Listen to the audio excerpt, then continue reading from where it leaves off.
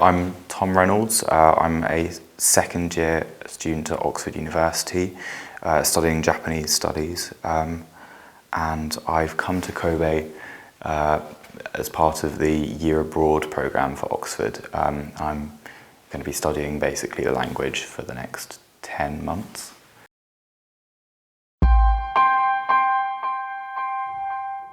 Honestly, I didn't actually get a choice in which university in Japan we'd come to. Everyone in Oxford goes to Kobe because we have a special programme. The Oxford side chose Kobe for probably a variety of reasons. It's quite a small city, and although it's very cosmopolitan and there's quite a large international component to the population here, it's still, unlike maybe Tokyo, for example, you do have to speak Japanese to get by, and you can't just rely on English.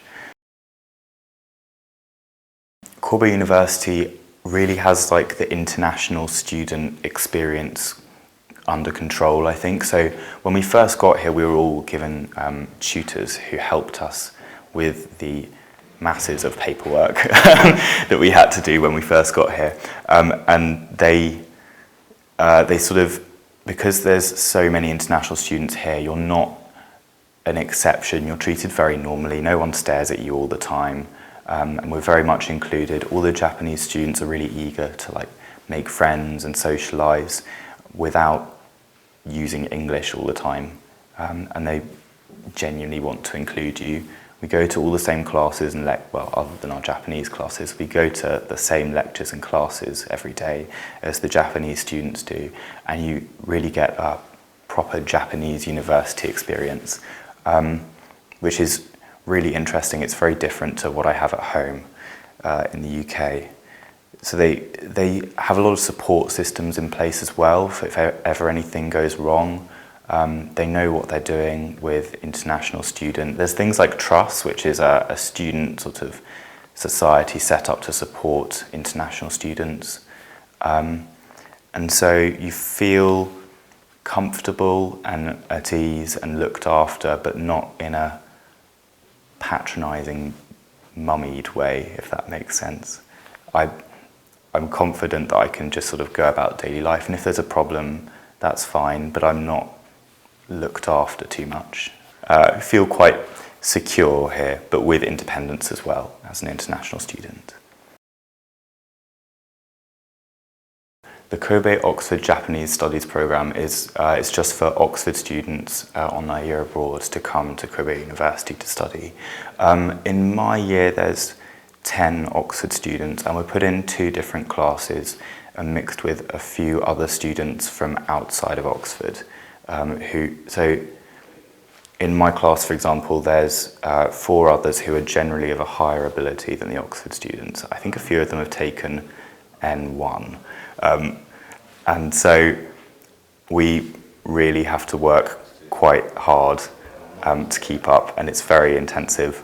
It's 3 hours a day every morning, which, although sounds a bit intimidating, actually is a very good way to get you up and thinking in Japanese. And even though there's a kanji test every morning, which sounds awful, it's actually very, very good.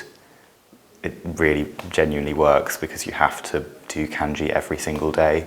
And I've been really amazed at the progress I've been making in terms of language so far. I've been here for 6 weeks, and I've really been quite, without sounding too self-indulgent, quite impressed. And yeah, in the afternoons as well, this semester we take 2 other courses, and next semester it's 3, and they're on a huge variety of topics. So you take anything, I think, that the Faculty of Letters offers. So I'm taking a course in art history and one on Japanese society and culture. And the art history one is, it's something that I've never been able to study before, and I've always wanted to. And it's quite fun. You get to go on lots of trips. And then the Japanese society one is quite useful for picking up new Japanese words. And that's what a lot of the students have chosen their options based on. So there's a lot of people taking English literature because they can then use the words and vocabulary they've learnt from having to translate the English literature into Japanese to improve their language skills. So it's a really interesting and varied programme, KOJSP. So I've always been interested in languages ever since I was very little, and I got quite bored maybe of studying Romance languages. I wanted something very different, and Japanese looked interesting and exotic, and especially with the writing system. And we had the opportunity, luckily for me, to study it at secondary school. So I started taking classes then, and I was the only student. So I made quite good progress. And then I sort of fell in love with the culture after I visited Japan for the first time. This is actually my fourth visit, and in school we were lucky enough to be able to do 2 homestays in Kobe. So before I came this year, I already knew the city slightly. So yeah, after those 2 homestay trips, I'd really fallen in love with the people and the food and the culture and history. And when I was choosing what to study at university, I wanted something that had job opportunities. And Japan is still the third largest or second largest economy in the world. And so there's always going to be jobs related to Japan in the West, because it is quite closed off and independent in its own way. Even if I don't want to live in Japan in the future, I could still do something related to Japan or just use the skills I've learned on my degree. And it's something that genuinely interests me and that I have a passion for, and I could see myself studying every day without getting really tired of, so I chose Japanese. Kobe City is a really exciting place to live. It's very well located because it's quite near Osaka and Kyoto, so you can always dip into those cities to see some more interesting touristy sites. But within Kobe itself, there's loads to do.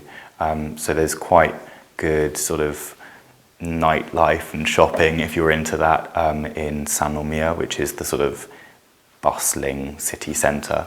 But it's also quite charming and there's some more sort of rural areas. So there's loads of mountains just sort of surrounding the city, and we live actually right next to a cable car which goes up to this really beautiful sort of temple, and it's got an amazing view of the whole sort of Hanshin, like Osaka and Kobe Bay, which is really beautiful. It's a very picturesque city. You can see the sea and the mountains at the same time. There's a lot of sort of independent culture as well. There's lots of little very niche-y coffee shops and bars, and it's known apparently for its bakeries in Japan. So it's very charming. There's also quite a large international component to society here, and it's quite cosmopolitan. So, if I really wanted to, I could get international sort of Western food. There's there's international supermarkets selling British food. If I ever do get homesick, which is not quite there yet, but yeah, it's a really interesting place to live. It's great fun. I was very worried about the cost of living here because I've been told all these sort of, I had this image of Japan, and especially talking to adults in my parents' generation, they were very concerned that I'd be getting through thousands of pounds every month. I think that probably came from the 80s, and nowadays, it's called enyasu. In particular, nowadays, it's quite reasonable living here, and we're supported very well by the JASO scholarship, which is 80,000 yen a month, which is again very reasonable, covers pretty much your day-to-day activities and utilities and that. The student accommodation here is very cheap. Eating out is quite cheap. So although I was very worried about finance before I came here, it's quite comfortable. I'm not entirely decided on what I want to do as a career yet, but Japanese gives you a lot of options.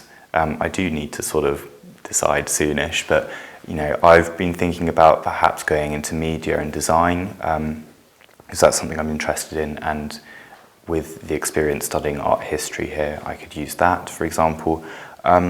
But also something like finance or something more corporate also seems like quite a nice way to go. Yeah, I think studying Japanese does leave a lot of opportunities. I mean, for example, one of my friends who's also taking art history, she's looking at becoming a sort of curator of Japanese modern art, probably in London or in, you know, all around the world. That job can be done. There's so many options you can do with Japanese, and having studied in Kobe and in Japan, you've had to adjust to very different situations, and that's something that probably an employer would look at as a very favourable point. That's probably, yeah, having lived in Japan and having had to adjust to a completely different way of life is probably quite attractive to an employer. It shows you're flexible, and that you can communicate in Japanese is, of course, something that if you're going to work in a business that's got anything to do with Japan is very, very useful and very important. Yes, as for my goals for the future, I don't really know what I'm going to do yet, but I've got a lot of options, and this year will certainly be useful and a good experience for that in the future. Kobe University is has such a flexible program that it's really ideal for any international student who wants to pursue their own interests and their own studies in a Japanese setting, I suppose. You get a proper Japanese university experience here, and it's a great university academically.